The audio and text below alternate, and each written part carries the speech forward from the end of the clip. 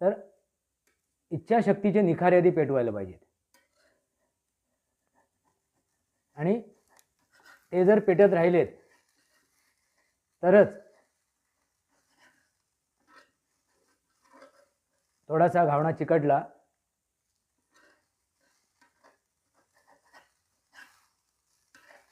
काही हरकत नाही.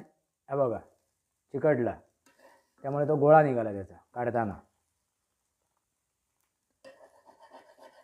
माझ्यामध्ये तेल कमी पडलं, तेल कमी लागलं त्याला, किंवा कदाचित आपला तवा कमी तापला असेल. पहिल्यांदाच बनवतोय चुलीवरती. पाहूया, निराश व्हायचं नाही आहे.